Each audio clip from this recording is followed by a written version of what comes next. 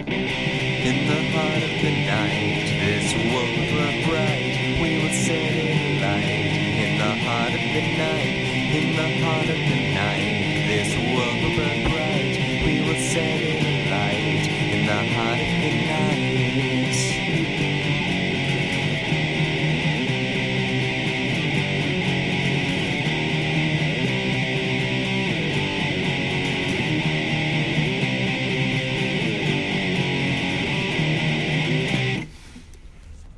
Hello everyone, I am Anthropomantic Fiend and I do horror-related things on the internet. Today I regret to inform you that I'm doing 2 movies, for the simple reason that these reviews are probably going to be pretty short, because I hate both of these movies and I didn't even rewatch them before I did these reviews, because I never want to see them again in my entire life. I'm doing these because they're in the 30 Nightmare Movies box set that the majority of my reviews I've done lately have been based on, and once I've done those, I'm planning on making a video where I rate the box set and decide whether it's worth it or not. These 2 movies were in it, and I sat through them, and they were miserable, but I'm gonna review them. These reviews are gonna be extremely short and extremely pissed off, basically like a grindcore song in review form. I don't even know. The first of these movies is a movie called The Familiar. It came out sometime in the 2010s. I didn't even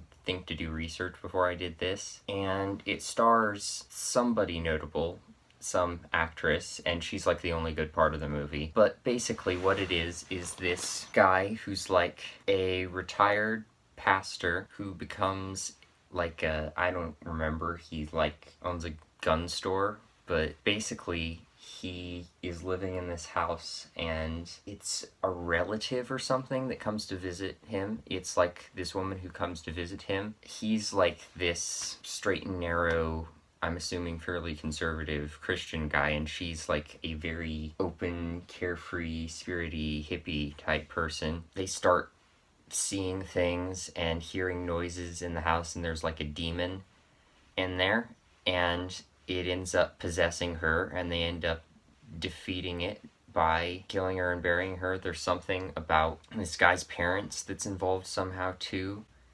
and like a pastor. I think his dad is a pastor. He's a pastor too. It's a demon possession movie that's not scary. It's barely entertaining, and its morals are terrible. All of the characters are very, very bland and non-relatable, not because they're bad people per se, just because there's not a lot of personality there at all. So you've got your main character, and basically his whole thing is he's a former preacher who's like started questioning his faith, and then he has to fight a demon and like finds it again. And if it hasn't become very evident at this point, this is an extremely preachy Christian horror movie. And I don't have a problem with good versus evil movies set within like a Christian context. I love Dracula movies, which are filled with no end of crucifixes. I love demon possession movies, and there's a lot of like religious horror movies with a lot of Christian imagery in them. I mean, I like the Conjuring movies too. Well, the first one, I haven't seen any of the others yet, but this movie just isn't horrific enough, and it's so focused on trying to get its message across that it wimps out so much in the horror department. They didn't even like have the guts to use any kind of an actual pentagram or pentacle or anything like that in the movie. They just sort of made up their own symbol for this demon and used that. So there's that, and then there's the fact that what makes the demon possess this girl is that she says Jesus. Nothing angers this demon more than just people saying the word Jesus. It's weird, and it's should be funny, but it's not. Like, there's things in this movie that should be kind of laughable and entertaining, but they're just not. It's just bland, and you want it to be over, like, as soon as possible.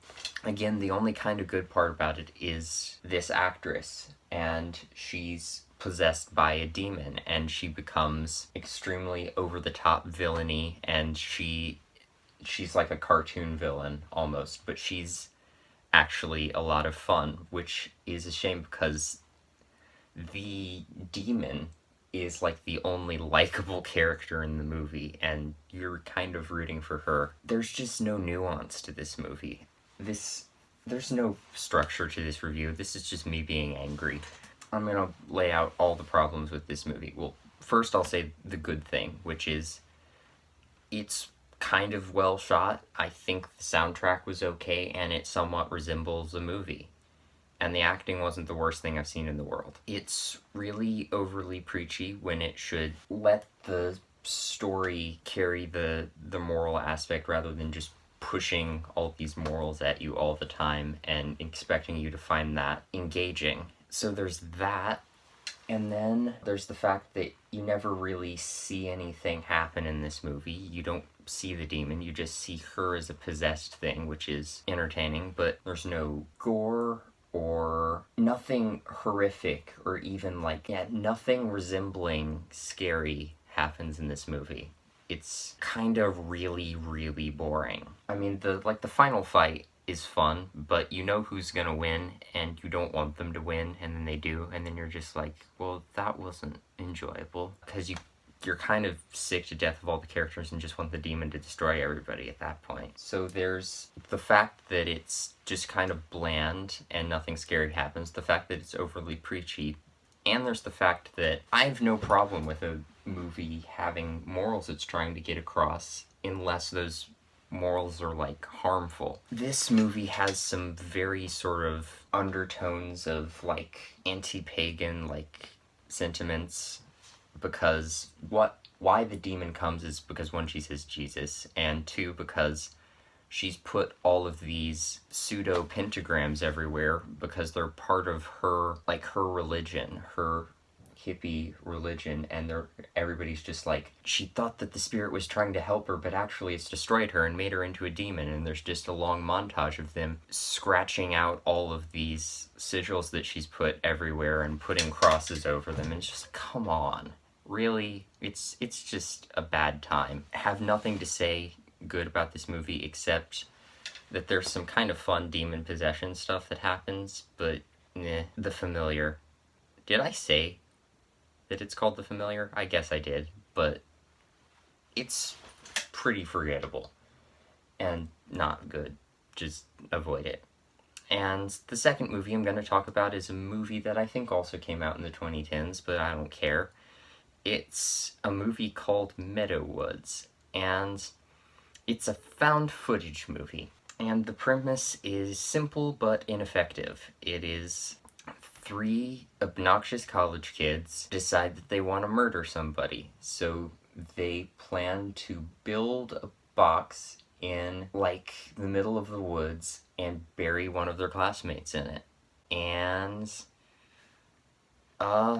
yeah, that's literally the whole premise of the movie. The one thing I can say for The Familiar is at least it resembles a movie. This is a long string of nothing, which I kind of said The Familiar was, but this really is a long string of nothing. It's like slow burn horror in the worst way possible. So we've got these 3 kids, and they've made this plan. You watch them go through all the steps of building a box.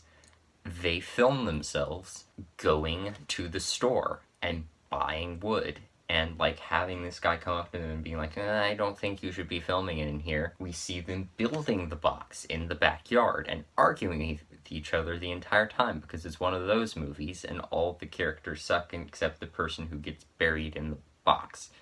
And we don't really get to see that much of her because she's like, and there's not really a lot of depth to her character, but she's a nice person, and we find out that she's a musician, and a decent musician, and it's just no. I don't want to talk about this movie. Yeah, we've got 3 characters. One of them's just a giggly, obnoxious, every douchey classmate you've had in your entire life ever who tries to pass everything off as a joke, except he's actually a murderer. You've got the girl who's like a nihilistic sociopath who just has a blank stare and just sort of monotone voice, and she's like Wednesday Addams but without the fun part. And then you've got the guy who's filming who literally has no personality. And then you've just got really dumb scenes, like they decide to throw a house party before they bury this girl in the box in the backyard, and it's, you just don't know why it's there, and it's like not enjoyable. It's just kind of nothing. And then there's a scene before that where two of the characters are fighting in the middle of one of their living rooms, and they've set up the camera and they're filming this for somehow. They're like off screen while they're fighting most of the time, and there's like mediocre 2000s pop rock playing in the background, and it's just like, why am I watching this? Why did you think someone would enjoy this? It's just no effort, nothing fun happens. It's just a movie of nothing. Okay, the other thing is the music. And yes, there's music in this found footage movie because I don't know why. It's just kind of over scenes for no reason. Then we get to the final scene, which is kind of creepy, where they're actually dragging her outside and trying to bury her in the box.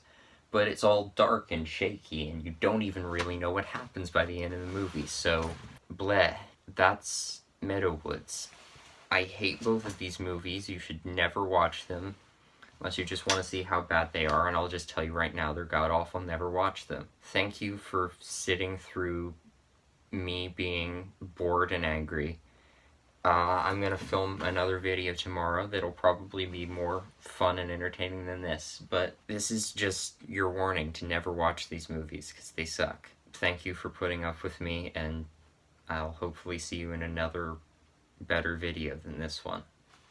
Bye.